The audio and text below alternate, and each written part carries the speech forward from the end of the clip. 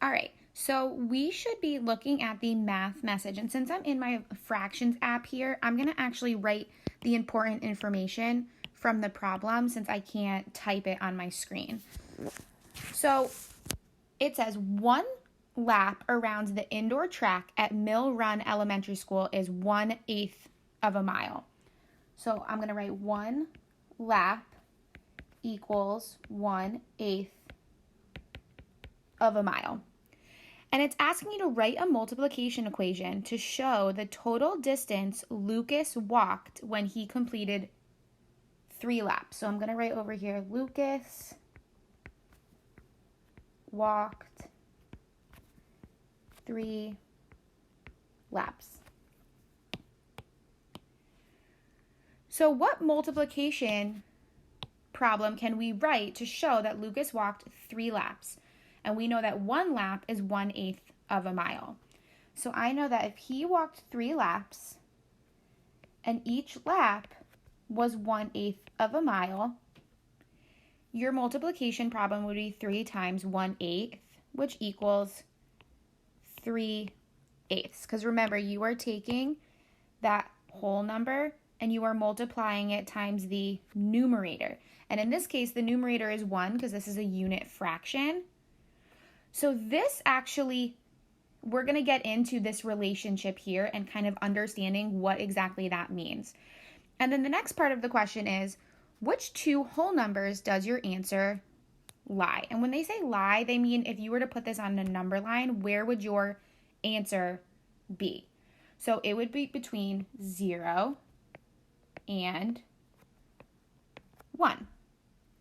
Because there's no whole number here. So it is greater than 0, but it's less than 1. So that's kind of how you would do that math message.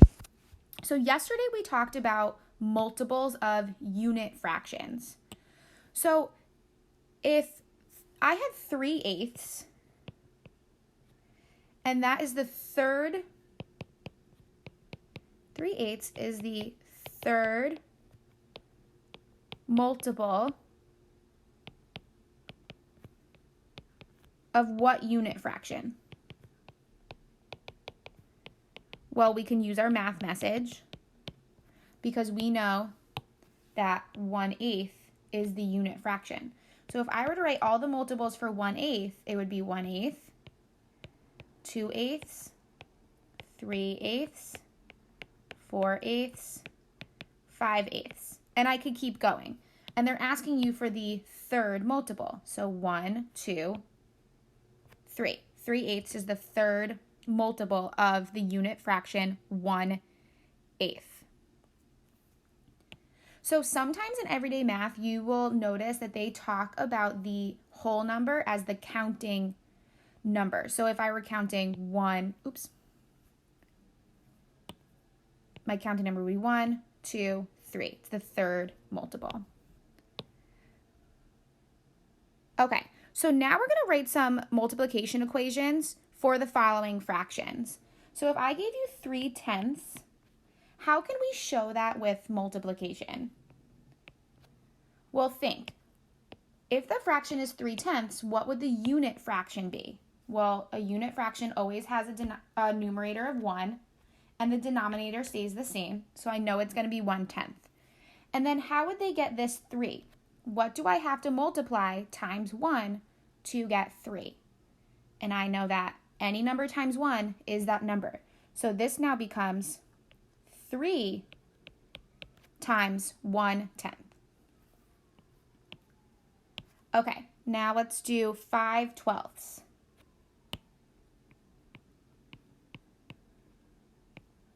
Well, I know that my unit fraction is going to be 1/12 because my denominator is 12, and my numerator on unit fractions is always 1. What times 1 would give me 5?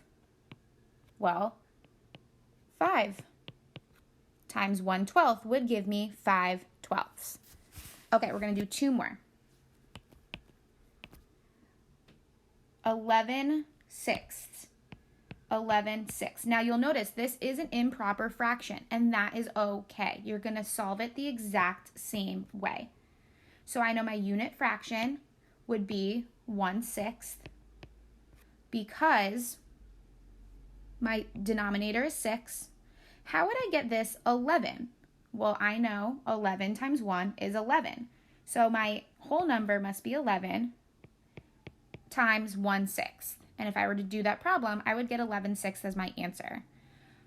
Okay, now let's do, now that we're kind of understanding this relationship, let's do one that's a little bit trickier. So I'm actually going to clear this whole board so I have some room. Okay. 1 4/5. Now this is a mixed number because we have a whole number and a fraction. You need to convert this or change it into a improper fraction. So I know that 1 is going to be represented by 5/5, right? Because that's equivalent. And I'm just going to add 4/5.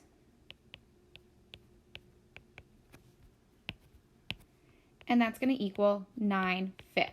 So now I'm going to write a multiplication number model for 9/5. So I know that my unit fraction is 1/5, and I'm going to multiply it times 9 because 9 times 1 is 9.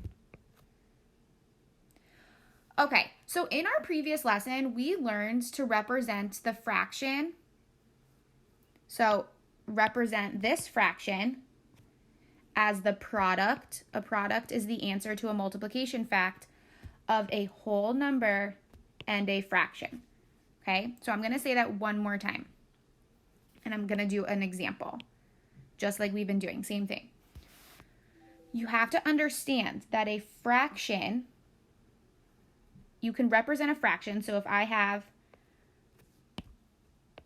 4/6, can be represented by a whole number, 4, times a unit fraction. Both sides of this equal sign are equivalent. They represent the same amount. So when you can represent a fraction by doing a whole number times a unit fraction. So now that you guys are getting comfortable with this understanding, I'm going to show you a formula that's going to look confusing, but I promise you it is not. So if I were to write that rule, okay, that rule that you could represent a fraction using a whole number and a unit fraction, I'm going to give it letters to represent each part. So I'm going to put N for my whole number. And this is a whole number. So N times a fraction, A, B, right? A is my numerator, B is my denominator. That's going to equal that whole number times the numerator, and my denominator stays the same. Now, I know you must be thinking, Ms. Mold, you're using letters when we should be using numbers. I'm going to show you what this would look like in numbers, okay? So if I had the whole number 5, okay, that's my N, and I'm going to multiply it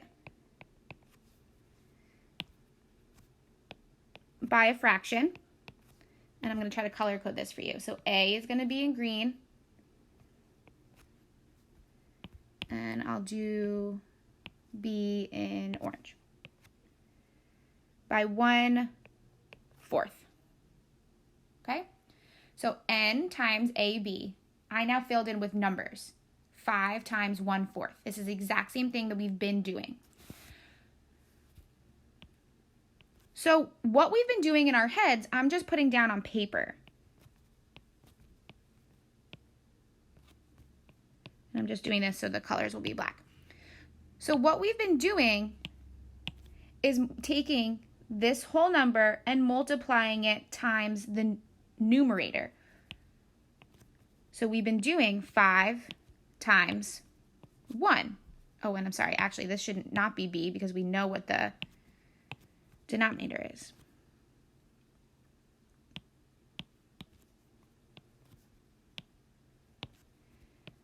which is 4.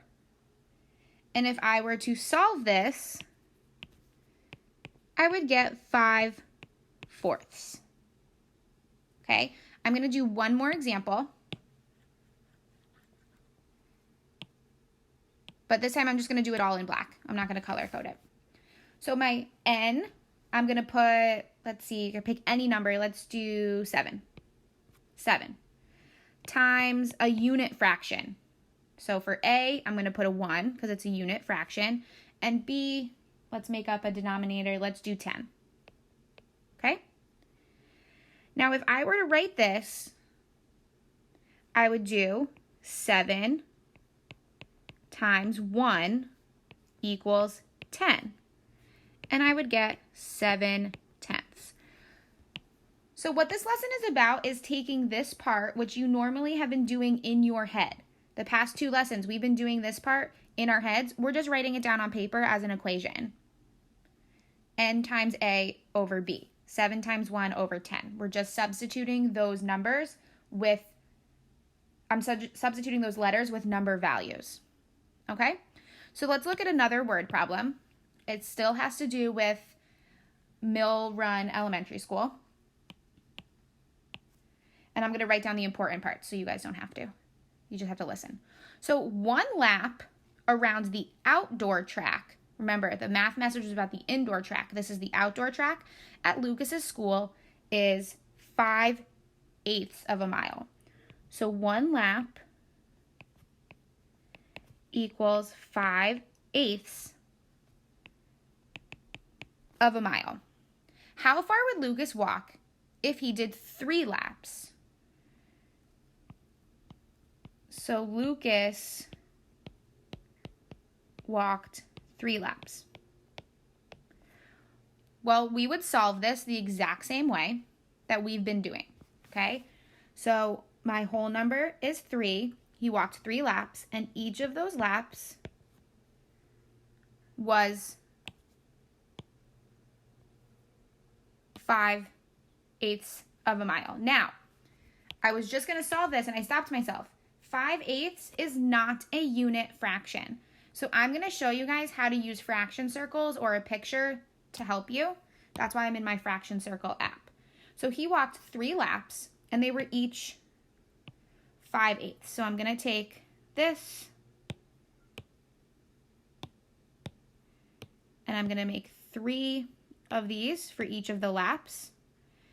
And each lap, he only went 5/8. So 1, 2, 3, 4, 5. 1, 2, 3, 4, 5. 1, 2, 3, 4, 5. Okay, so here are my 3 laps showing 5/8 of a mile.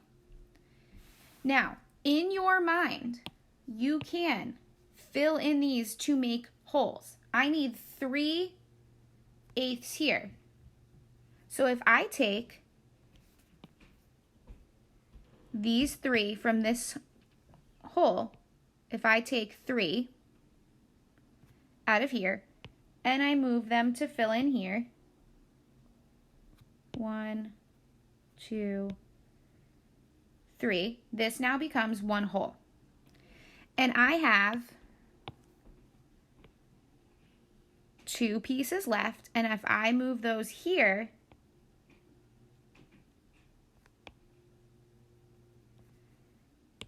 I am left with the 5/8 plus 2, which would be 7/8.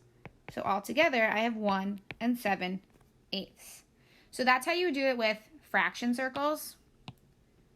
I'm going to erase.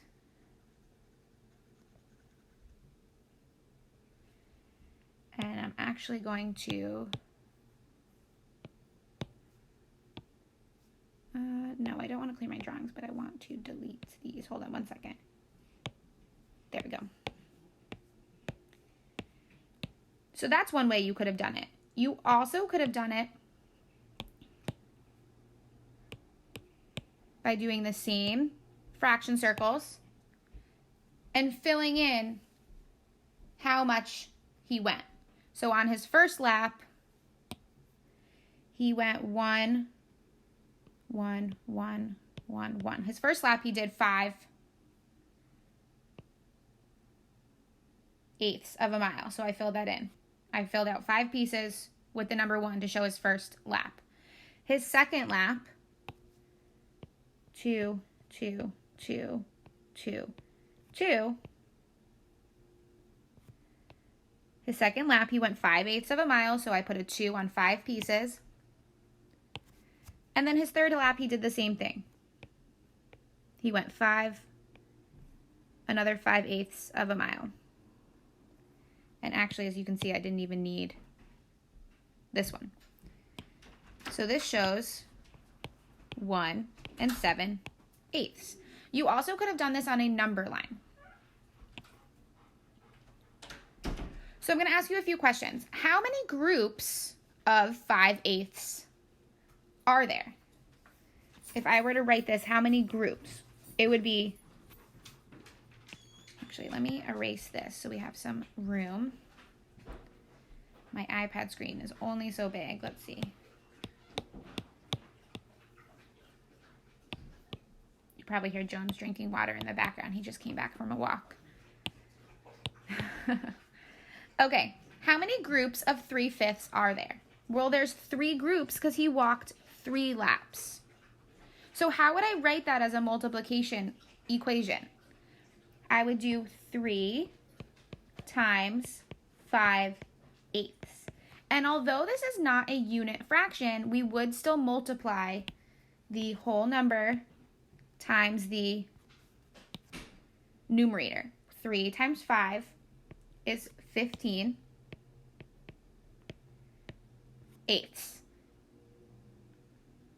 So how many groups of unit fractions are there in 15/8? If I was to write this as an addition problem, I would do 1/8, and I would do this 15 times. But I'm not going to write all 15 because that would take me way too long. So how can I replace the 5/8 in the multiplication equation 3 times 5/8 with an equivalent equation containing a whole number and a unit fraction? So basically what that's asking is, how can I take this multiplication number model you just did, and how can I write it using our unit fraction knowledge? Because remember, 5/8 is not a unit fraction. The unit fraction for 5/8 would actually be 1/8, and you would do that 5 times. So we're going to keep the whole number because he went 3 laps, right? And I know that he would do times 5/8. How can we write 5/8 as a unit fraction multiplication problem, which this is what we've been doing the past 2 lessons. So I'm going to do parentheses to separate, and I know my unit fraction is 1/8, and what times 1/8 would give you 5/8? Well, I know that the denominator stays the same. 5 times 1 is 5. So 5 times 1/8 would give me, so you're going to think to yourself, 5 times 1/8 is 5/8. That's where we're getting that from. The 3 is the 3 laps. This is representing the 5/8. And my answer is going to stay the same. If I were to solve this, it would be 15/8. Okay? And I'm actually going to show you how to solve this. So let me erase. So we're going to clear the whole drawing. And I'm going to, oh, where did this come from? And I'm sorry, guys. As soon as I started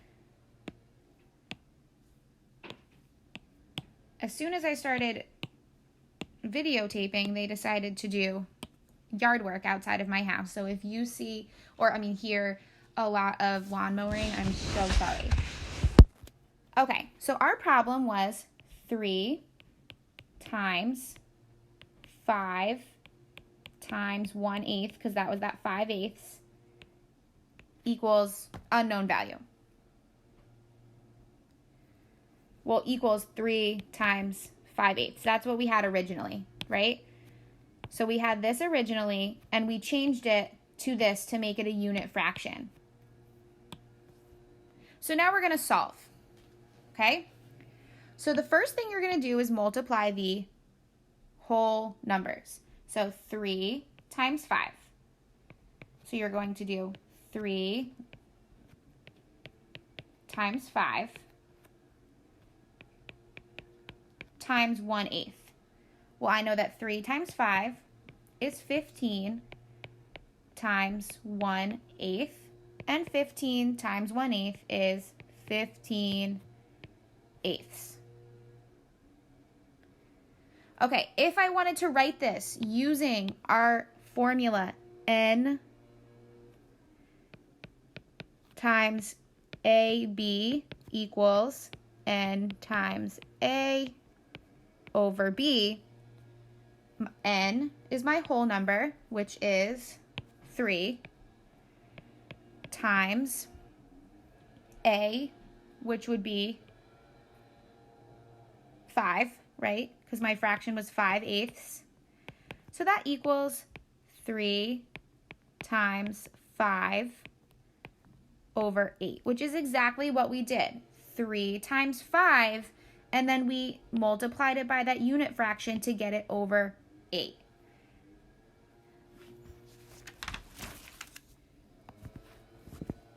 Okay, we are going to stop here. I'm going to do more examples in the next video so the video isn't tremendously long.